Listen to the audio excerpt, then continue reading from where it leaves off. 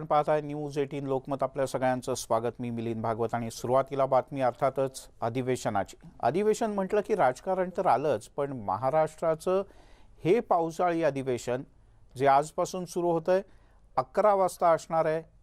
11 वाजता प्रत्यक्ष सभागृह सुरू होईल. केवळ 2 दिवसांचं हे अधिवेशन असणार आहे आणि या अधिवेशनात विरोधक वेगवेगळ्या मुद्द्यांवरून विधिमंडळ सभागृहात आणि सभागृहाच्या बाहेर सरकारला अधिकाधिक कोंडीत पकडण्याचा प्रयत्न करतील. दुसरीकडे या विरोधकांच्या आक्रमक भूमिकेला किंवा चक्रव्यूहाला महाविकास आघाडी सरकारचे नेते कसे भेटतात,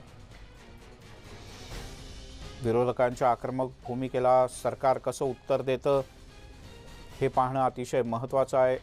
अवघ्या 2 दिवसांच्या या पावसाळी अधिवेशनात पहिल्या दिवशी विरोधक अतिशय आक्रमक होतील आणि सरकारची पुरेपूर कोंडी करतील असं कळतं. दरम्यान राज्यामध्ये लॉकडाऊनच्या काळात झालेली उपासमार, मराठा आरक्षण, ओबीसींचं राजकीय आरक्षण, शेतकरी, कायदा सुव्यवस्था यासह अनेक विषयावर विरोधक आक्रमक होणार आहेत. विधानसभा अध्यक्षपदाची निवडणूक घेतली जाण्याची शक्यता जवळपास संपुष्टात आली आहे. त्यातच लक्षवेधी, तारांकित प्रश्न, प्रश्नोत्तराचा तास या कोणत्याही गोष्टी नसतील. त्यामुळे विरोधक सरकारच्या विरोधात अतिशय आक्रमकपणे भूमिका मांडतील असं बोललं जात आहे. केवळ सभागृहातच नाही तर सभागृहाच्या बाहेर सुद्धा मोठ्या प्रमाणात विरोधक आक्रमक होतील. दुसरीकडे ईडीच्या माध्यमातून माजी गृहमंत्री अनिल देशमुख यांना जे समन्स मिळालं आहे, आज तिसऱ्यांदा समन्स बजावण्यात आलं आहे. तर अनिल देशमुख सर्वोच्च न्यायालयात गेलेत. आता देशमुख यांच्या मुद्द्यावरून सुद्धा विरोधक सरकारला सभागृहात अधिकाधिक अडचणीत आणण्याचा प्रयत्न करतील यात काहीच शंका नाही. दरम्यान विधिमंडळाच्या परिसरात सकाळी 10 वाजता म्हणजे बरोबर 1 तासाने काँग्रेसची एक महत्त्वपूर्ण बैठक आहे. या बैठकीला काँग्रेसच्या विधिमंडळ गटाचे सर्वजण म्हणजे सर्व आमदार, प्रतोद, राज्यातले प्रमुख नेते हे सगळेजण उपस्थित असणार आहेत. विधिमंडळ पक्षाची ही बैठक असेल. काँग्रेसचे प्रमुख नेते, सर्व आमदार उपस्थित असतील आणि या 2 दिवसांच्या अधिवेशनात काँग्रेसची भूमिका काय असेल किंवा विधानसभेच्या अध्यक्षपदाच्या निवडणुकीचं नेमकं काय, त्यामध्ये काय भूमिका घ्यायची यासह विविध गोष्टी काँग्रेसच्या या बैठकीत मांडल्या जातील. आणि अधिवेशन, काँग्रेसची बैठक या सगळ्या संदर्भात आपण बोलणार आहोत. सागर कुलकर्णी आपले प्रतिनिधी आपल्यासोबत आहेत. उदय जाधव आपले प्रतिनिधी आपल्यासोबत जोडले गेले. दोघांचंही स्वागत. सगळ्यात आधी सागर, काँग्रेसच्या बैठकीत कोण कोण उपस्थित असणार आहे? केंद्रीय प्रभारी सुद्धा उपस्थित असतील का? मिलिंद, केंद्रीय प्रभारी एच.के. पाटील यांचा दौरा मुंबईचा रद्द झालेला आहे. 2 दिवसापूर्वीच ते येणार होते, पण ते येणार नाही आहेत. दूरध्वनीवरून राज्यातल्या काँग्रेसच्या नेत्यांशी ते संपर्कात आहेत. पण अधिवेशनाच्या आधी काँग्रेसच्या काही प्रमुख नेत्यांची काँग्रेसचे गटनेते बाळासाहेब थोरात यांनी बैठक बोलवली आहे. याला काँग्रेसचे सर्व आमदार आणि काँग्रेसचे प्रदेशाध्यक्ष नाना पटोले यासह प्रमुख काही नेते आमदार उपस्थित राहणार आहेत. अधिवेशनामध्ये 2 भूमिका काँग्रेसच्या सर्वात जास्त आग्रही होत्या. एकतर विधान भवनच्या विधानसभा अध्यक्षपदाची जी रिक्त जागा होती निवडणूक, त्या संदर्भात काँग्रेस आग्रही होती. पण आत्ता जे काही स्पष्ट होतं त्यावरनं तरी निवडणूक लागणार नाही हे जवळपास दिसून येतं. यामुळे काँग्रेसचा जो पहिला अजेंडा होता तो जवळपास महाविकास आघाडीतल्या इतर मित्र पक्षांच्या भूमिकेमुळे बाद होताना दिसतोय. दुसरा मुद्दा येतो तो म्हणजे काँग्रेसच्या जी मागणी होती की केंद्र सरकारने कृषी कायदा जो पारित केला होता त्याच्या विरोधामध्ये निषेधाचा ठराव करणं आणि राज्य सरकारचा नवीन कृषी कायदा मंजूर करणं. काल मंत्रिमंडळाने त्या संदर्भात ठराव मंजूर केलेला आहे. आता विधिमंडळ सभागृह म्हणजे विधानसभा आणि विधान परिषद या दोन्ही सभागृहामध्ये कायद्याला मंजुरी देण्याचं काम जो नवीन आहे अशा स्वरूपाचा ठराव केला जाईल असं सांगितलं जातं. वेगवेगळ्या बाकीच्या घडामोडी देखील होणार आहेत. त्या अनुषंगाने काँग्रेसच्या आमदारांना काही सूचना केल्या जातील असं म्हटलं जातं. पण या बैठकीत सगळ्यात जास्त लक्ष आहे ते विधानसभा अध्यक्षपदाची निवडणूक आता होणार नाही आहे. यामुळे काँग्रेसच्या काही नेत्यांची जी आग्रही भूमिका होती, यामध्ये काँग्रेसचे प्रदेशाध्यक्ष नाना पटोले हे सर्वाधिक आग्रही होते विधानसभा अध्यक्षपदाची निवडणूक व्हावी, पण आता जवळपास स्पष्ट झालेलं आहे की निवडणूक होणार नाही आहे. तर मग नेमके पडसाद काय उमटत आहेत आजच्या बैठकीमध्ये हे पाहणं औत्सुक्याचं असणार आहे. काँग्रेसमधल्याच नेत्यांमध्ये मतभेद उघड होत आहेत का बैठकीमध्ये, हे देखील पाहणं गरजेचं राहणार आहे. मिलिंद. बर सागर, तू राहाच आपल्यासोबत उदय सुद्धा आहे. उदय, काय प्रामुख्यानं रणनीती असणार सत्ताधाऱ्यांची आणि त्यातूनही शिवसेनेची? कारण म्हणजे विरोधक तर खूपच जास्त आक्रमक होतील, सभागृहातही होतील आणि सभागृहाच्या बाहेर सुद्धा. अगदी बरोबर आहे मिलिंदजी. पावसाळी अधिवेशन अवघ्या 2 दिवसाचं आहे, मात्र या 2 दिवसाच्या अधिवेशनात विरोधक अधिक आक्रमक होत सत्ताधारी पक्षाला घेण्याची शक्यता सर्वाधिक आहे. आता त्याला सत्ताधारी पक्ष कसा उत्तर देतो हे पाहावं लागणार आहे. जी का आपल्याला माहिती मिळते, कारण काल एक कॅबिनेट बैठक झालेली आहे सत्ताधारी पक्षांची, त्यामध्ये खूप काही रणनीती ज्या आहेत त्या ठरलेल्या आहेत. विशेषतः केंद्र सरकारच्या विरोधात जी विधेयकं आहेत ते मांडण्यात येणार आहेत. खास करून केंद्र सरकारचे जे 3 कृषी कायदे आहेत त्या कृषी कायद्यांना नापसंती जी आहे ती तिन्ही पक्षांची आहे. शिवसेना, राष्ट्रवादी काँग्रेस असेल काँग्रेस, त्या संदर्भातला जो ठराव आहे तो मांडला जाणार आहे. त्याचबरोबर मागासवर्गीय समाजाची जी सांख्यिकी माहिती आहे, विशेषतः ओबीसी समाजाची, त्या संदर्भात माहिती मिळावी केंद्र सरकारकडनं, या संदर्भातला ठराव देखील आणण्यात येणार आहे. त्याचबरोबर मराठा आरक्षणासाठी घटनात्मक प्रक्रिया जी आहे ती पार पाडण्यासाठी देखील विधेयक जे आहे ते मांडण्यात येणार आहे. त्यासाठी केंद्र सरकारकडे तसा पाठपुरावा केला जाणार आहे. या संदर्भातल्या ज्या विधेयक आहेत ते खास करून सत्ताधारी पक्ष जे आहे महाविकास आघाडी ते विधिमंडळामध्ये मांडणार आहेत. या वेळेला ज्या 2 दिवसांचं हे अधिवेशन आहे यामध्ये कुठलाही तारांकित प्रश्न असेल किंवा लक्षवेधी जी आहे ती मांडली जाणार नाही आहे. त्यामुळे विरोधकांना अधिक स्पेस जी आहे ती सभागृहात मिळणार नाही, मात्र सभागृहाच्या बाहेर मात्र विरोधक अधिक आक्रमक होणार असल्याचं समजतं आहे. सगळ्यांचं लक्ष लागलं होतं ते म्हणजे विधानसभा अध्यक्षपदाची निवडणूक. विधानसभा अध्यक्षपदावर निवडणूक संदर्भात अजूनही संभ्रम अवस्था आहे. सध्या अजूनही जे काय आता माहिती मिळते त्यानुसार जवळपास सर्वच आमदार जे आहेत ते निगेटिव्ह त्यांचा रिपोर्ट आलेला आरटीपीसीआर, त्यामुळे आमदार इथे मोठ्या प्रमाणात उपस्थित राहतील. मात्र आमदारांची उपस्थिती असली तरी देखील सत्ताधारी पक्ष पूर्णपणे, तिन्ही पक्ष जे सत्ताधारी पक्ष आहेत महाविकास आघाडीचे, ते अनुकूल आहेत का विधानसभा अध्यक्ष निवडणूक घेण्यासाठी, आणि जर निवडणूक झाली तर उमेदवार कोण असेल. उमेदवारावरनं देखील अनेक मान अपमान जे आहेत ते सुरू झालेले, पक्षांतर्गतच कलगीतुरा जो आहे तो दिसून आलेला आहे. त्यामुळे नेमकी काय परिस्थिती आता होते पाहावं लागणार आहे. जर का अध्यक्षपदाची निवडणूक घ्यायची झाली तर आजच उमेदवारी अर्ज जो आहेत ते दाखल करावे लागणार आहेत. जर उमेदवारी अर्ज दाखल झाला महाविकास आघाडीकडनं तर विरोधक जो प्रमुख भाजप पक्ष ते देखील उमेदवार देणार का? काही विधानसभा अध्यक्षपदाची निवडणूक जी आहे ती प्रथेप्रमाणे बिनविरोध निवडून आणतायत हे पाहावं लागणार आहे. सध्या तरी यामध्ये शिवसेनेच्या दृष्टीने मोठी जी अडचण आहे ती असं आहे की विरोधकांनी आक्रमक आरोप केल्यानंतर स्वतः मुख्यमंत्र्यांना उत्तर द्यावं लागेल.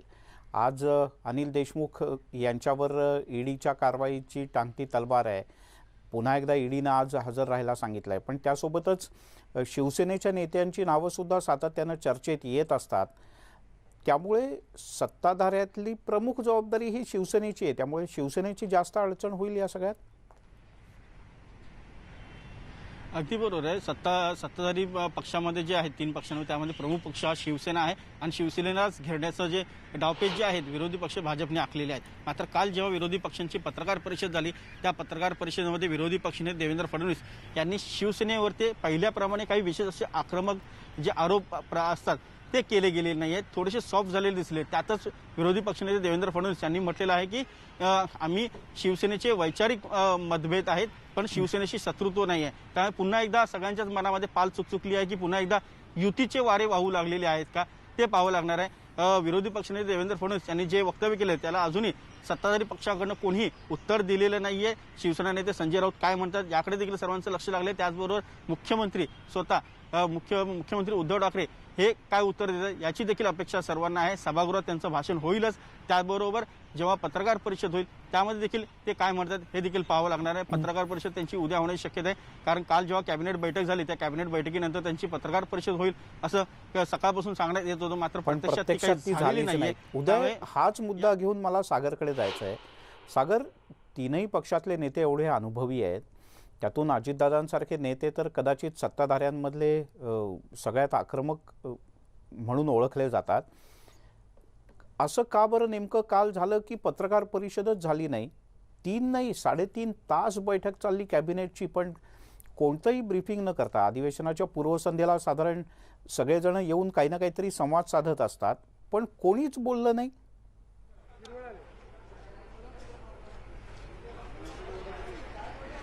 मिलिंद, वास्तविकतेत अधिवेशनाच्या पूर्वसंध्येला मंत्रिमंडळाची बैठक झाल्यानंतर राज्याचे प्रमुख असणारे मुख्यमंत्री उद्धव ठाकरे यांनी प्रसारमाध्यमांना पत्रकार परिषद घेणं अपेक्षित होतं, पण महाविकास आघाडीचा एकही नेता प्रसारमाध्यमांसमोर आला नाही आहे अशा परिस्थितीमध्ये आहे.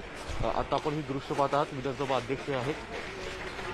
सर, सगळ्यांचं आज अधिवेशनाचं लक्ष लागलेलं आहे. 2 दिवसाचं अधिवेशन आहे. नरहरी झिरवळ आपल्याबरोबर आहेत. विधानसभेच्या अध्यक्षाचं पदभार आपल्याकडे आहे. 2 दिवसाच्या अधिवेशनात काय अपेक्षित ठरतंय आपण? 2 दिवसाच्या अधिवेशनात जे सरकार काही 2-3 ठराव वगैरे मांडणार आहे ते आणि बाकीचं सप्लिमेंटरीवरचं कामकाज होईल. विरोधकांकडनं म्हणणं होतं की विधानसभा अध्यक्षपदाची निवडणूक या संदर्भात काही दिसत नाहीये पटलावर. आता त्याचं मी सांगू शकत नाही, कारण तुझ्या त्या पक्षाचा किंवा आघाडीच्या लोकांचा तो प्रश्न आहे. बरोबर. झिरवळ साहेब, आमदारांचे बहुतेक टेस्ट निगेटिव्ह आले आहेत का? कारण की त्याविषयी खूप चर्चा सुरू होती की नेमके आमदार किती उपस्थित राहतील वगैरे. सगळे जास्तीत जास्त पॉझिटिव्ह आहे, निगेटिव्ह आहे, तर तो काही प्रश्न येत नाही. धन्यवाद. आपल्याबरोबर होते विधानसभेचे उपाध्यक्ष, ज्यांच्याकडे अध्यक्षपदाचा पदभार आहे. त्यांचं मत आहे की निवडणुकीच्या संदर्भामध्ये बोलणं योग्य नाही. हा राज्यपाल आणि मुख्यमंत्र्यांचा अखत्यारातला विषय आहे. मिलिंद, याचा अर्थ जवळपास स्पष्ट दिसून येतं की निवडणूक होणार नाही हे स्पष्ट होतं. पण दुसरीकडे आमदारांच्या टेस्ट निगेटिव्ह बहुतेक आलेल्या आहेत. आमदार बहुतेक उपस्थित राहणार आहेत, तरी देखील महाविकास आघाडी निवडणूक घ्यायला का तयार होत नाही हा प्रश्नचिन्ह उपस्थित होतोय. आपण जो दुसरा मुद्दा मांडला की प्रसारमाध्यमांपासून काल मुख्यमंत्री आणि इतर महाविकास आघाडीचे नेते सुद्धा बाहेर का गेले, तर याविषयी प्रश्नचिन्ह उपस्थित होत आहेत. ज्या राजकीय वर्तुळामध्ये ज्या घडामोडी घडत आहेत यामुळेच मुख्यमंत्री प्रसारमाध्यमांसमोर येण्यास टाळले का? आता मुद्दा असा होतोय की विरोधकांचा आरोप स्वरूपात असा येतोय, काल देखील काही नेत्यांनी भाजपाच्या असं स्वरूपात वक्तव्य बोलून दाखवलेलं आहे की पंतप्रधान नरेंद्र मोदी यांच्यावर बोलणार नाही म्हणून टीका करणारे मुख्यमंत्री असतील किंवा महाविकास आघाडीतले नेते प्रसारमाध्यमांसमोर का जात नाही यात मग कोणती नैतिकता येते मुख्यमंत्र्यांकडे दुसऱ्यांवर बोट दाखवण्याची? आता या संपूर्ण घटनेनंतरनं अधिवेशनाच्या कालावधीमध्ये सुद्धा एकमेकांवर आरोप प्रत्यारोपांचा खेळ हा दिसेल. विशेष म्हणजे सभागृहामध्ये यावेळेस यंदा वेगवेगळे आयुध नाही आहेत जे विरोधकांच्या हाती असतात सरकारची कोंडी करण्यासाठी, पण त्याच्याऐवजी विरोधक सभागृहाच्या बाहेर सरकारचा निषेध वेगवेगळ्या मुद्द्यांवर नोंदवतील, सरकारच्या विरोधात आक्रमकता दाखवतील असं दिसून येतं. सागर आणि उदय आपल्यासोबत आहेत, पण पुण्याला जाऊयात, कारण MPSCचा विषय अधिवेशनात मांडला जाणार का आणि कशा पद्धतीनं जाणार? कारण पुण्यामध्ये जे सगळं झालं अतिशय दुर्दैवी होतं आणि याचे पडसाद सुद्धा अधिवेशनात उमटणार असं दिसतंय. चंद्रकांत फुंदे आपले प्रतिनिधी आपल्यासोबत आहेत. चंद्रकांत, माझा आवाज येतोय? हो, येतोय. चंद्रकांत, MPSCचा आवाज आणि या इथल्या विद्यार्थ्यांचा आवाज किती तीव्र आहे, तो पोचणार का सभागृहात? मिलिंद, खरं तर या सगळ्या परिस्थितीला कारणीभूत सरकार तर आहेच आहे, नो डाऊट. म्हणजे सरकारचा एकदम ढिम्म कारभार, ढिसाळ कारभार, मराठा आरक्षणाचा वाद, SCBC आरक्षणाचा वाद, हे सगळे वाद आहेत. ह्या सगळ्या वादामुळे झालं काय, गेली 2-3 वर्ष झाले MPSCचं वेळापत्रक पूर्णपणे कोलमडून गेलेलं आहे. किंबहुना परीक्षा झाल्यात ना, आणि ज्यांच्या झाल्यात त्यांच्या नियुक्त्या रखडल्यात. अशा नियुक्त्या रखडलेली पदं आहेत जवळपास 3000. विचार करू शकतो आपण. मग त्यातली राज्यसेवेची आहे 415, PSIची आहे 496, स्थापत्य अभियांत्रिकी म्हणजे इंजिनिअरिंगची आहेत 1900, RTOची आहेत 240 आणि पशुसंवर्धन, असे सगळे मिळून 3000 पदं MPSCने परीक्षा घेतल्यात. काहींच्या मुलाखती झाल्यात, पण काहींची शारीरिक चाचणी, PSIची शारीरिक चाचणी राहिली, राज्यसेवेची मुलाखत राहिली. असे मिळून जवळपास 3000 नियुक्त्या रखडल्यात. त्यातनंच मग काल स्वप्नील लोणकरनं हे टोकाचं पाऊल उचललं आणि त्यातनं मग हा सगळा उद्रेक झाला. हे सगळं आपण पाहिलं महाराष्ट्रभर काय झालं नेमकं, कशा तीव्र प्रतिक्रिया उमटल्या. ह्या सगळ्या याला जबाबदार ऑब्व्हियसली MPSCचा भोंगळ कारभार आहे. राज्य सरकारचं निर्णय न घेणं, म्हणजे भिजत घोंगडं ठेवणं, ही एक वृत्ती आहे. आणि दुसरं एक कारण आता एमपीएससीचं म्हणजे अगदी खरं बोललं पाहिजे आपण, म्हणजे आत्महत्या करणं होणं हे दुर्दैवीच आहे, म्हणजे खूप वाईट आहे ते, म्हणजे तसं करू नये. पण झालंय काय, एमपीएससी हा एक बाजार बनलेला आहे पुण्यामध्ये, पर्टिक्युलरली पेठांमध्ये. म्हणजे मुलांना आकर्षित केलं जातं हे मोटिवेशनल स्पीकर मार्फत, जे अधिकारी बनले जातात. नंतर ते क्लासवाले त्यांना आणतात इकडे पुण्यामध्ये. नंतर इथं छोट्या छोट्या खोल्यामध्ये एका खोलीमध्ये 10-10 मुलं राहतात. त्यांची मेस, त्यांच्या लायब्ररी चालवणारी हीच मुलं असतात जी एजबार झालेली आहेत. म्हणजे त्यांच्यात एक वेगळं राजकारण आहे, तो एक भाग झालाच. पण कुठंतरी हे आता एमपीएससी एक मृगजळ आहे, मायाजाल आहे. म्हणूनच काल स्वप्नीलने आत्महत्या करताना कदाचित ते लिहिलं असं, एमपीएससी एक मायाजाल आहे. दुर्दैवाने हे सांगावं लागतंय, कटू आहे, पण हे कुणीतरी सांगितलं पाहिजे या मुलांना. कारण मुलं स्वप्नाच्या मागे धावतात, एज बार निघून जातं, वय निघून जातं, पुढं काय करायचं एक मोठा प्रश्नचिन्ह उपस्थित राहतो. मग त्यातनंच मग हे काही असे नैराश्याचे करते जाताना टोकाचं पाऊल उचलतं. म्हणून एमपीएससीचा प्लॅन बी तयार पाहिजे. मी तर म्हणतो एमपीएससी आता ही मुलांनी प्लॅन बी मध्ये ठेवली पाहिजे, प्लॅन ए मध्ये नाही. पहिल्यांदा तुम्ही तुमचं करिअर निवडा आणि मग साईड बाय साईड साधारण 2 वर्ष एमपीएससी करा. काही मुलं पुण्यात मी तुला सांगतो 10-10 वर्ष एमपीएससी करतात. हा काय प्रकार आहे? हे कुठेतरी थांबलं पाहिजे, नाहीतर मग या आत्महत्या वाढू लागतील. वेळीच या मुलांना ह्या दुष्टचक्रातनं बाहेर काढण्याची गरज आहे. त्यासाठी कोणीतरी पुढे येण्याची गरज आहे. चंद्रकांत, आपण अपेक्षा करूयात की एमपीएससीचा जो हा तिढा आहे किंवा ही जी अडचण आहे वेगवेगळ्या प्रकारची, म्हणजे ती बोर्ड स्तरावरची सुद्धा आहे, सरकार स्तरावरची सुद्धा आहे, आणि एक व्यवसाय म्हणून जर का याच्या क्लासेस आणि बाकी सगळ्याकडे पाहिलं तर ती सुद्धा आहे. याच्यात सरकार लक्ष घालेल, पण या अधिवेशनात लक्ष घालेल का, हाच मोठा प्रश्न आहे. प्रणाली कापसे सुद्धा आपल्यासोबत जोडले गेले. चंद्रकांत, तुर्तास धन्यवाद या माहितीबद्दल. प्रणाली, विरोधक बाकीचे बरेच मुद्दे आहेत वेगवेगळे, त्यात एमपीएससी असेल? नक्कीच. आज कारण आपल्याला माहिती आहे परवाच्याच दिवशी हा सगळा प्रकार घडलेला आहे की वेगळेच वास्तव जे आहे ते पुढे आलेलं आहे. तरुण मुलं जी एमपीएससी किंवा सरकारी अधिकारी होण्याची स्वप्न पाहत असतात, वर्षानुवर्ष त्याच्यासाठी मेहनत करत असतात, आणि मग परीक्षा होत नाही किंवा इंटरव्ह्यू होत नाही किंवा नियुक्ती होत नाही, अशा कारणांमुळे ते नैराश्यात जातात. आणि त्यामुळे कुठे ना कुठे या घटना इथून पुढच्या काळामध्ये वाढण्याची शक्यता आहे. गेले 2 वर्ष कोरोनाची पार्श्वभूमी आहे. त्या पार्श्वभूमीमध्ये क्लासेसचा खर्च, तिथं राहण्याचा खर्च, हा जादाचा बोजा जो आहे तो या विद्यार्थ्यांवर पडलेला आहे. आणि त्यामुळं इथून हे प्रकार वाढण्याची शक्यता आहे. आणि म्हणून विरोधक या मुद्द्याला अतिशय गांभीर्यानं घेऊन आज सभागृहामध्ये याच्याबद्दल आवाज उठवता येतो का हा प्रयत्न करतील. परंतु जर सभागृहामध्ये संधी मिळाली नाही तर मात्र आम्ही सभागृहाच्या बाहेर आणि जनतेमध्ये जाऊन या सगळ्या मुद्द्यांबद्दल आवाज उठवू, हे त्यांनी कालच स्पष्ट केलेलं आहे. अनेक मुद्दे आहेत, एमपीएससीचाच मुद्दा नाही तर कोरोना असेल, भ्रष्टाचार असेल, शेतकऱ्यांची दुबार पेरणी असेल, किंवा सोयाबीनच्या बाबतीत झालेली बियाणी जी आहेत, बोगस बियाण्यांचा प्रकार असेल, असे अनेक मुद्दे आहेत ज्या मुद्द्यांवर सरकारला आज घेरलं जाणार आहे. सभागृहात घेरण्याची शक्यता कमी आहे, कारण आपल्याला माहिती आहे तारांकित प्रश्न नाही, लक्षवेधी नाही. त्यामुळे सभागृहाच्या बाहेर आंदोलनं करण्याचा पवित्रा जो आहे तो भाजपनं घेतलेला दिसून येतोय. काही आंदोलनं ही आयत्या वेळी होती असं सुद्धा सांगितलं जातं. त्यामुळे सभागृहात कमी आणि सभागृहाच्या बाहेर मात्र आज आपल्याला गोंधळ बघायला मिळण्याची शक्यता आहे. कालच विरोधी पक्षनेता यांनी पत्रकार परिषदेमध्ये स्पष्ट केलेलं आहे की जे मुद्दे उपस्थित केले जातील किंवा जे पुरवणी मागण्या आहेत, ज्या पुरवणी मागण्यांवर एखाद वेळेला काही ठिकाणी चर्चा होऊ शकते, यातले 90% विषय जे आहेत, जे आम्हाला प्रश्न उपस्थित करायचे त्यातले नाहीत. त्यामुळे या 90% मुद्द्यांवर आम्हाला आंदोलनं करावी लागतील, जनतेमध्ये जावं लागेल, आणि सभागृहात जर बोलण्याची संधी मिळत नसेल तर ते आम्ही रस्त्यावर सुद्धा करू असं त्यांनी म्हटलेलं आहे. आरक्षणाचा विषय असेल, त्याचबरोबर आता एमपीएससीचा मुद्दा आलेला असेल, शेतकऱ्यांचा मुद्दा असेल, कोरोनामुळे निर्माण झालेली आर्थिक विचित्र परिस्थिती असेल, सर्वसामान्यांना त्यातून दिलासा मिळत नाही, या सगळ्या मुद्द्यांवर हे सगळे मुद्दे असणार आहेत. पण प्रणाली, 1-2 महत्त्वाचे विषय आहेत. एक अध्यक्षपदाची निवडणूक, आणि दुसरा त्याच्याशी जोडलेला मुद्दा आहे तो आमदारांच्या आणि त्यांच्या सहकाऱ्यांच्या किंवा जे आवश्यक कर्मचारी आहेत त्यांच्या केलेल्या RT-PCR चाचण्या. आधी मला सांग की काही औपचारिकपणे कळलंय की किती जणांचे रिपोर्ट्स पॉझिटिव्ह आहेत, किती जणांचे निगेटिव्ह आहेत? मिलिंद, अजून तरी औपचारिकरित्या मला कळलेलं नाहीये की नेमके किती जणांचे रिपोर्ट पॉझिटिव्ह आलेले आहेत. परंतु सुरक्षेसाठी आलेले पोलिसांपैकी काही पोलीस म्हणजे मुंबईचे नव्हते अशा पोलिसांच्या रिपोर्ट्स जे आहेत ते पॉझिटिव्ह आल्याची माहिती मिळते आहे. सगळ्यात महत्त्वाचं म्हणजे की कालसुद्धा विरोधी पक्षनेत्यांनी हा प्रश्न उपस्थित केला की कोरोनाच्या पार्श्वभूमीवर सातत्यानं अधिवेशनाचा कालावधी हा कमी ठेवला जातो आहे.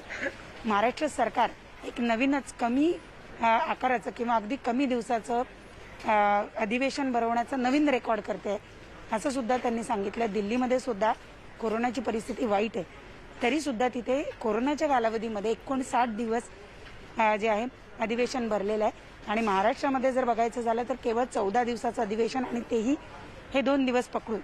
याचा अर्थ सरळ स्पष्ट आहे की कोरोनाचं कारण देत शासनाला विरोधकांच्या प्रश्नांना उत्तरं द्यायची नाही आहेत, जनतेच्या प्रश्नाला उत्तरं द्यायची नाही आणि म्हणून ते हा सगळा प्रकार करतायत. त्यांनी हे सुद्धा सांगितलं की इतक्या मोठ्या प्रमाणावर आपण अधिवेशन भरवतो तेव्हा एवढा मोठा स्टाफ लागतो, एवढे सगळे अधिकारी कर्मचारी लागतात. जर हे तारांकित प्रश्नांना उत्तरं देणार नसतील किंवा लक्षवेधीकडे लोकांचं लक्ष वेधू शकणार नसतील तर मग या सगळ्या अधिकाऱ्यांचा कर्मचाऱ्यांचा उपयोग तरी काय असा सुद्धा प्रश्न त्यांनी विचारलाय. प्रणाली, तुर्तास धन्यवाद या सगळ्या सविस्तर माहितीबद्दल. खरं तर वेगवेगळी विधेयकं सुद्धा प्रस्तावित आहेत या अधिवेशनात. पुरवणी मागण्या आहेत आणि पुरवणी मागण्या मगाशी आपले प्रतिनिधी सागर कुलकर्णी यांनी सांगितलं त्याप्रमाणे थोड्याने तर 20,000 कोटींपेक्षा जास्त पुरवणी मागण्या आहेत आणि कदाचित एकाच वेळेला इतक्या मोठ्या प्रमाणातलं पुरवणी मागण्या मांडून त्याच्याकरताचं बजेटरी प्रोव्हिजन पुढे त्या सगळ्या मंजूर करून घेणं हे आजपर्यंतचा कदाचित सगळ्यात मोठा आकडासुद्धा असू शकतो. त्यामुळे प्रत्येक मुद्द्यावरनं सरकारची कोंडी करणार, पण सामनानं मात्र अग्रलेखातनं विरोधकांवरतीच टीकेची झोड उठवली आणि विरोधकांनाच प्रश्न विचारला. सामनानं म्हटलं की महाविकास आघाडीच्या नेत्यांवर कारवाई करून सरकारची कोंडी करता येईल हा तुमचा भ्रम आहे. अनिल देशमुख यांच्यापासून अनिल परब, प्रताप सरनाईक, रोहित पवार एवढंच नाही तर अजित पवार यांच्यावर कारवाया करून महाराष्ट्र सरकारची कोंडी करता येईल या भ्रमात विरोधक आहेत असं सामनाच्या अग्रलेखात नमूद करण्यात आलं. विधिमंडळाच्या 2 दिवसांच्या अधिवेशनानं लोकांच्या प्रश्नांना वाचा फुटावी अशी अपेक्षा सुद्धा अग्रलेखातून व्यक्त करण्यात आली.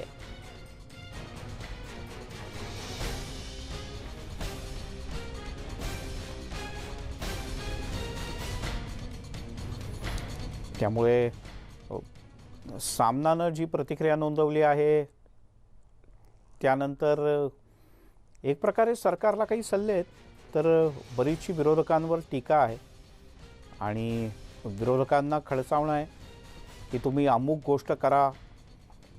अर्थात हे अधिवेशन सुरळीत पार पडण्याकरता सामनानं आपल्या परीनं प्रयत्न केला.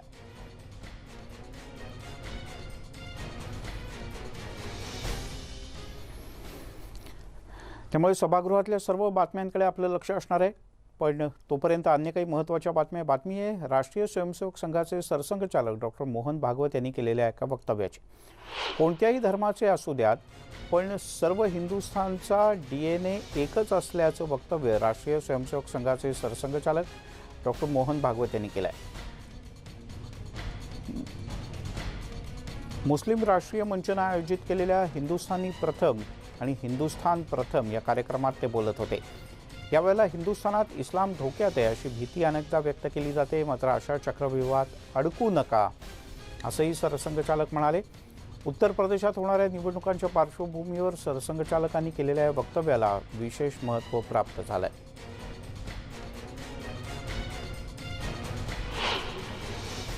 हम समान पूर्वजों के वंशज हैं. अब ये विज्ञान से भी सिद्ध हो चुका है. 40,000 साल पूर्व से हम भारत के सब लोगों का DNA, सब लोगों का निरपवाह DNA समान है. हिंदुस्तान हिंदू राष्ट्र है, गौ माता पूज्य है, लेकिन लिंचिंग करने वाले ये हिंदुत्व के खिलाफ जा रहे हैं.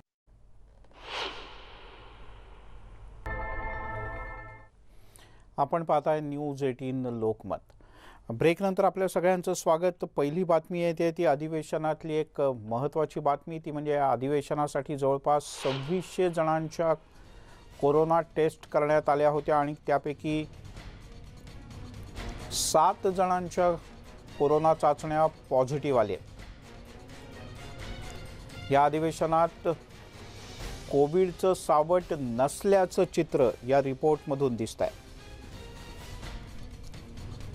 फक्त 7 जणांच्या RT-PCR टेस्ट या पॉझिटिव्ह आल्या, तर एकूण 2600 जणांच्या RT-PCR टेस्ट अधिवेशनाच्या आधी करण्यात आल्या होत्या. यात विधान भवनातले किंवा हे अधिवेशन यशस्वी करण्यासाठी लागणारे जे सर्व कर्मचारी असतात, मग क्लेरिकल स्टाफ असेल किंवा सुरक्षेतला स्टाफ असेल, कर्मचारी असतील, अशा सर्वांच्या मिळून 2600 चाचण्या घेण्यात आल्या होत्या आणि त्यातले फक्त 7 जणांचे रिपोर्ट हे पॉझिटिव्ह आलेत. बाकी सगळे रिपोर्ट हे निगेटिव्ह आलेत. अधिक माहिती घेऊया. तुषार रूपनवार आपले प्रतिनिधी आपल्यासोबत जोडले गेले. तुषार, महत्त्वाची माहिती म्हणजे अधिवेशन पॉझिटिव्ह मोडवर होणार तर वेगळ्या अर्थानं. तुषार, आपण जर पाहिलं असेल तर कोरोनाच्या या सावटामुळं राज्य सरकारनं अधिवेशन हे फक्त 2 दिवसांचं घेतलं. मात्र आता जी आपल्या प्रत्यक्षामध्ये जी आकडेवारी पाहायला मिळते ती अत्यंत सुखद अशी आकडेवारी आहे. कारण की जवळपास 2600 जणांच्या कोविड चाचण्या घेण्यात आल्या होत्या आणि त्यापैकी फक्त एक आकडा अर्थात 7 जणांच्या चाचण्या पॉझिटिव्ह आलेल्या आहेत. त्यामुळे आपण जर पाहिलं असेल तर आता अधिवेशनामध्ये कोणतंही कोविडचं सावट पाहायला मिळत नाही. मात्र 2 दिवसांच्या अधिवेशनामध्ये सरकार दरबारात नेमकी कोणती चर्चा होणार आणि या अधिवेशनातून नेमकं काय फलित होणार, कोणत्या मुद्द्यांवरती चर्चा होणार, कोणती महत्वाची विधेयकं पास होणार ते पाहणं महत्वाचं ठरणार आहे. मात्र मागील अधिवेशनामध्ये आपण जर पाहिलं असेल तर पोलीस कर्मचारी असतील, मंत्रालय कर्मचारी असतील, विधानभवन कर्मचारी असतील, किंबहुना काही आमदार देखील पॉझिटिव्ह आले आपल्याला पाहायला मिळत होतं. मात्र या अधिवेशनामध्ये आपल्याला फक्त 7 जण पॉझिटिव्ह आलेले आहेत आणि या 6 जण जे पॉझिटिव्ह आलेले आहेत त्यामध्ये प्रामुख्याने सरकारी कर्मचारी असल्याची आपल्याला माहिती मिळते. मात्र ही आकडेवारी जी पॉझिटिव्हिटी आहे ती अत्यंत कमी स्वरूपामध्ये झालेली आहे. कारण की जी तिसरी लाट येते त्यामुळे कदाचित जास्त जण पॉझिटिव्ह येऊ शकतात अशी आकडेवारी काल वर्तवली जात होती. मात्र आज जो आपला आकडा आलेला आहे समोर तो अत्यंत नगण्य असा आकडा आलेला आहे. त्यामुळे या अधिवेशनामध्ये नेमकी सरकार कोणत्या मुद्द्यावरती चर्चा करते ते पाहणं महत्वाचं ठरणार आहे. तुषार, धन्यवाद या माहितीबद्दल. आर्थिक गैरव्यवहाराच्या प्रकरणात कठोर कारवाई केली जाऊ नये यासाठी माजी गृहमंत्री अनिल देशमुख यांनी रविवारी सर्वोच्च न्यायालयात धाव घेतली. सक्तवसुली संचालनालयानं शनिवारी देशमुख यांना समन्स जारी करून 5 जुलैला म्हणजे आज दक्षिण मुंबईतल्या ईडीच्या कार्यालयात चौकशीसाठी हजर राहावं अशा प्रकारचे आदेश दिले आहेत. ईडीनं देशमुख यांना आतापर्यंत 3 वेळेला नोटिसा बजावलेत. या प्रकरणात कठोर कारवाईपासून आपल्याला संरक्षण मिळावं याकरता 72 वर्षांचे अनिल देशमुख यांनी सर्वोच्च न्यायालयात दाद मागितली. आज सर्वोच्च न्यायालयात ही याचिका स्वीकारली की नाही या संदर्भातला निर्णय अपेक्षित असून जर याचिका स्वीकारली गेली तर सुनावणीची तारीख सुद्धा निश्चित करण्यात येईल.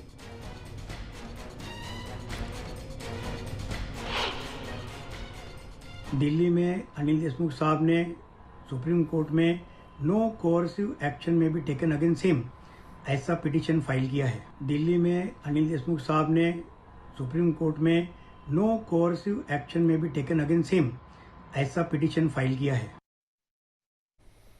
आणि या संदर्भात आपण अधिक जाणून घेऊयात. प्रशांत लीला रामदास आपले दिल्लीचे प्रतिनिधी आपल्यासोबत आहेत. प्रशांत, काय होऊ शकतं सुप्रीम कोर्टात? मिलिंद, जसं तू सांगितलं की जर आज ही याचिका स्वीकारली गेली तर या संदर्भात सुनावणीची तारीख निश्चित होऊ शकते. पण महत्वाचं म्हणजे यापूर्वी देखील अनिल देशमुख यांनी सुप्रीम कोर्टाचा दरवाजा ठोठावला होता. त्यावेळी त्यांच्या हातात निराशा आली होती. त्यामुळे त्या नवीन प्रकरणामध्ये सुप्रीम कोर्ट कशा पद्धतीनं या संपूर्ण प्रकरणाकडे बघतं, कारण की या भारताचे सरन्यायाधीश जस्टिस रामन्ना यांच्याकडे ही याचिका जाईल. त्यानंतर त्यावरती निश्चित होईल की या संदर्भात ही याचिका स्वीकारण्यात येऊ की नाही येऊ, आणि जर स्वीकारायची असेल त्याची कारण काय आहे हे देखील त्यांच्या वकिलाला स्पष्ट करावे लागेल. आणि त्यानंतर जर स्वीकारली गेली तर या संदर्भातली तारीख निश्चित होईल. आणि महत्वाचं म्हणजे यासाठी बेंच, ज्याला आपण पीठ म्हणतो, ते देखील स्थापन केले जाईल. आणि कोणाच्या अध्यक्षस्थानी कोण न्यायाधीश आहे त्यांच्या अध्यक्षस्थानी ही सुनावणी होईल हे देखील निश्चित होईल. त्यामुळे आज सकाळी 10:30 नंतर या संदर्भात स्पष्टपणे चित्र पुढे येऊ शकतं. मिलिंद. बरं प्रशांत, तुर्तास धन्यवाद या सगळ्या सविस्तर माहितीबद्दल. म्हणजे 10:30 पावणे 11पर्यंत कळेल की अनिल देशमुख यांचं भवितव्य काय आणि सुप्रीम कोर्टात त्यांना दिलासा मिळणार का नाही.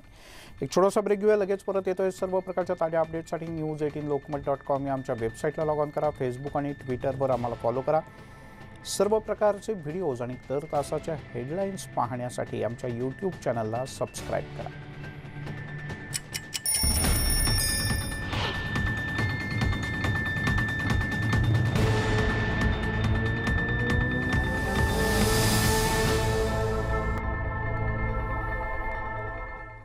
आपण पाहताय नमस्ते महाराष्ट्र. आणि आता बातमी कोल्हापुरातून, एक चांगली बातमी कोल्हापूरकरांसाठी सुद्धा, कारण शहरातले निर्बंध पुढच्या 5 दिवसांसाठी हटवण्यात आले.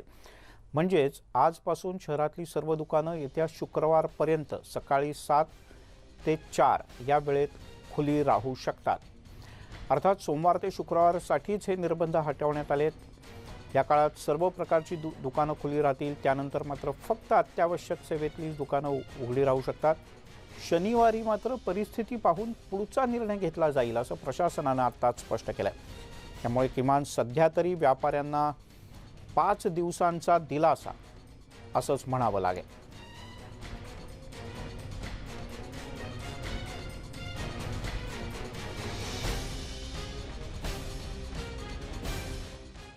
कोल्हापूर जिल्ह्यामध्ये कोरोना रुग्णांची संख्या वाढत असताना देखील जिल्हा प्रशासनाने, प्रामुख्यानं राज्य सरकारनं 5 दिवसांचं काय राहिना, पण कोल्हापूर शहर हे आता निर्बंध मुक्त केलेलं आहे. त्यामुळे जवळपास 86 दिवसांनंतर सगळी दुकानं, सरसकट सगळी दुकानं महापालिकेच्या हद्दीतली ही उघडली जाणार आहेत. आणि मी आत्ताचं चित्र दाखवतो हे महाद्वार रोडवरचं. आता आपण पाहिलं तर या ठिकाणी जी भांड्यांची दुकानं होती, कपड्यांची दुकानं होती किंवा इतर जी दुकानं होती, जी गेल्या अनेक दिवसां म्हणजे 86 दिवसांपासून बंद होती, ती आता उघडली गेलेली आहेत. जिल्हा प्रशासनाकडून आवाहन करण्यात आलं आहे की गर्दी नागरिकांनी करू नये. त्यामुळे तुरळक गर्दी सकाळच्या वेळेला आपल्याला या ठिकाणी दिसते. पण हा गजबजलेला असतो कायम महाद्वार रोड. यापूर्वी फक्त अत्यावश्यक सेवेतल्या दुकानांनाच दुकानं उघडायची परवानगी दिली होती. ती वेळ सकाळी 7 ते 4 वाजेपर्यंत होती. पण आता सोमवार ते शुक्रवार ह्या 5 दिवसांमध्ये जवळपास सगळी दुकानं जी असणार आहेत ती सकाळी 7 ते संध्याकाळी 4 या वेळेमध्ये उघडली जाणार आहेत. आणि त्यामुळंच आपण पाहतोय अनेक जी दुकानं आहेत ती इतक्या दिवसानंतर आता उघडली जात आहेत. स्वच्छता देखील व्यापाऱ्यांकडून, मालकांकडून ती जी आहे ती सगळी सुरू आहे. आणि शुक्रवारनंतर कोरोनाची परिस्थिती पाहून मग त्याबाबतचा निर्णय घेऊ असं देखील सांगितलं आहे. चेंबर ऑफ कॉमर्स आणि व्यापारी किंवा जी संघटना आहेत, व्यापारी संघटना, त्यांची मागणी होती की कुठल्याही परिस्थितीमध्ये दुकानं उघडा. व्यापारी रस्त्यावर देखील उतरले होते. माझ्यासोबत हे मालक आहे त्या दुकानाचे. किती दिवस, 86 दिवसानंतर आज उघडलेलं आहे. काय सगळं आहे का व्यवस्थित दुकानात? भयंकर घाण, कचरा, उंदरांनी घाण केलेलं, संपूर्ण घाण. दुकानमध्ये पावसाचा चिखल आलेला, तो साफ करायला कमीत कमी आम्हाला 2 दिवस गेले साफ करायला.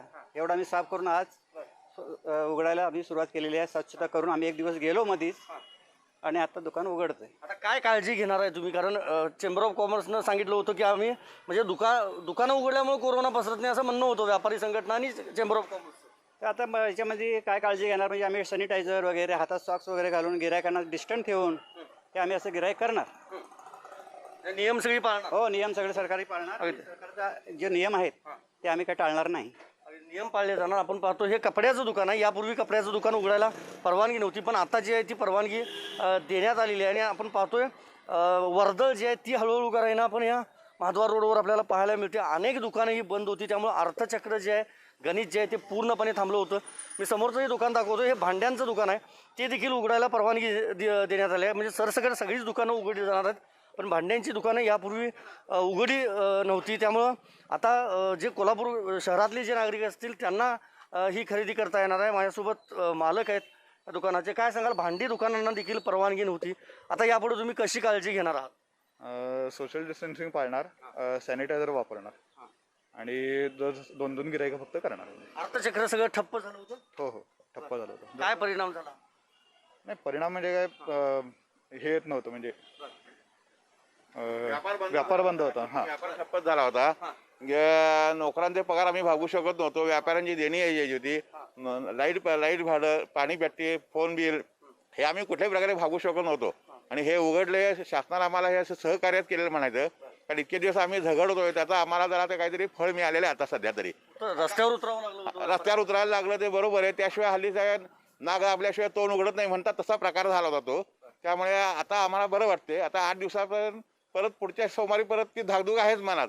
होय, कारण शुक्रवार नंतर निर्णय घेऊ असं सांगितलेलं आहे. परत निर्णय घेऊन म्हणून सांगितलेले त्यांनी, त्यामुळे ती परत धाकधूक आहेच. पण आम्ही म्हणतो आता इथून पुढे सुरळीत चालू असं आम्ही अंबाबाईला प्रार्थना करतो. व्यापाऱ्यांच्या मध्ये धाकधूक तर आहे, कारण हे 2 महिने 3 महिने जो व्यापार बंद होता त्या काळातला आम्हाला कोणत्याही सरकारतर्फे कोणतीही मदत मिळणार नाहीये. बाकी समाजातल्या सर्व घटकांना सरकारी नोकऱ्यांसकट ती मदत मिळते, ती आम्हाला मिळणार नाही. कारण सरकारी नोकऱ्यांचे पगार चालू आहेत. इतर रिक्षावाल्या किंवा इतर कोणालाही त्यांचे अनुदान चालू आहे, पण त्या व्यापाऱ्यांना त्याबाबतीत कोणतीही सवलत नाही. आणि दुसरं म्हणजे टॅक्सेशनही कुठलं कमी करत नाहीत ते, त्यामुळे तोही वजा आमच्यावरतीच चढणार आहे. मग आम्ही चालवायचं कसं? हे व्यापाऱ्यांना नुकसान भरपाई मिळालेली नाही असं या दुकानदारांचं मालकांचं मत आहे.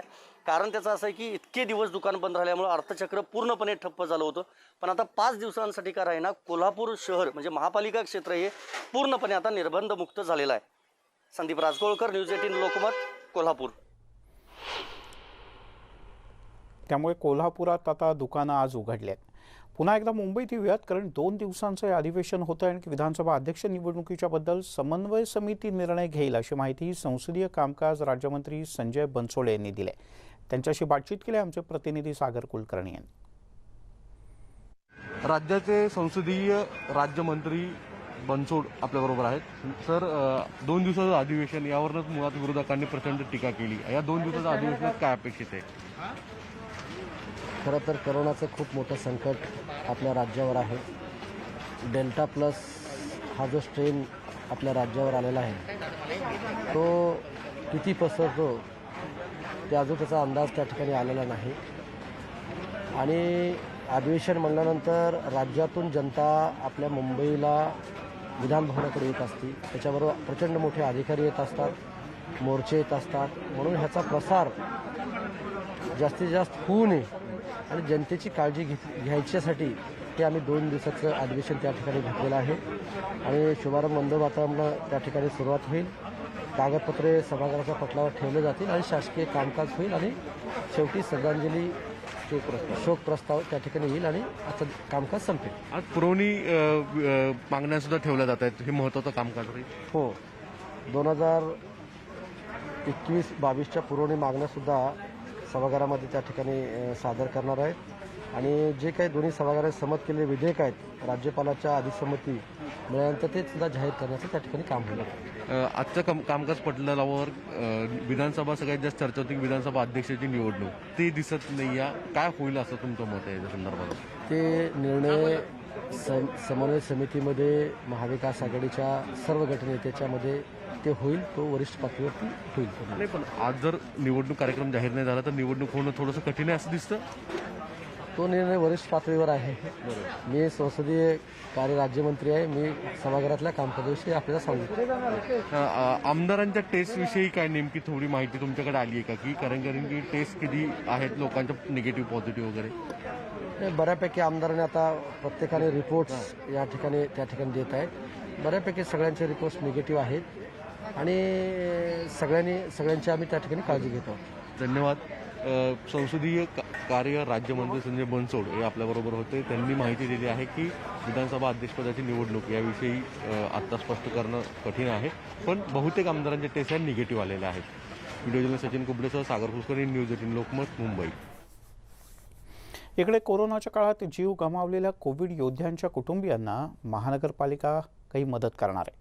कोरोनामुळे मुंबई पालिकेच्या 228 पालिका कर्मचाऱ्यांचा आत्तापर्यंत मृत्यू झाला.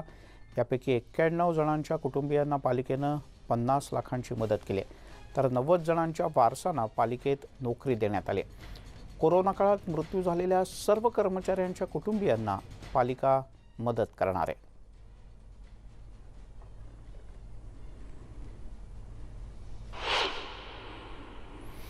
आणि आता एक जबरदस्त थरार तुम्ही पाहणार आहात. जपानची राजधानी टोकियो जवळच्या आटामी शहरात न भूतो न भविष्यती अशा प्रकारचं भूस्खलन झालं.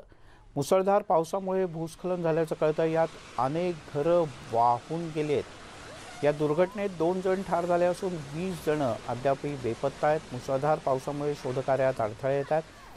या भूस्खलनात अनेक घरं, कार यांचं प्रचंड नुकसान झालं. काही घरं तर अक्षरशः पत्त्यांसारखी वाहूनही गेली. या ठिकाणी मोठ्या प्रमाणात मदत आणि बचाव कार्य करण्यात येत आहे। या भूस्खलनाचा भयंकर व्हिडिओ सध्या सोशल मीडियात व्हायरल झालाय।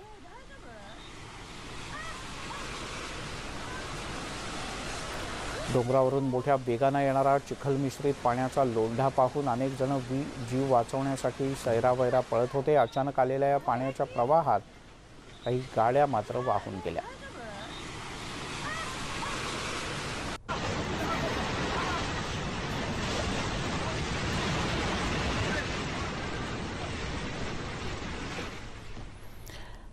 आणि जाता जाता एक महत्त्वाची आठवण, जर आपली एखादी बातमी किंवा चुकली असेल पाहायची टीव्हीवर किंवा कुठल्या महत्त्वाच्या बातम्या पाहायच्या असतील तर आमच्या यूट्यूब चॅनलला सबस्क्राईब करायला विसरू नका। यावर तुम्हाला न्यूज 18 लोकमतवरच्या सर्व महत्त्वाच्या बातम्या, त्याचे व्हिडिओज आणि बरंच काही पाहायला मिळेल। यासोबतच फेसबुक आणि ट्विटरला लाईक करा। आणि कोरोनाचं संकट अजूनही संपलेलं नाही, त्यामुळे महत्त्वाचं म्हणजे मास्क बांधा, अंतराच्या नियमाचं काटेकोर पालन करा, कारण हा मास्कच आणि वारंवार हात धुणं कोरोनापासून आपला बचाव करण्याचं सगळ्यात मोठं आणि महत्त्वाचं साधन आहे।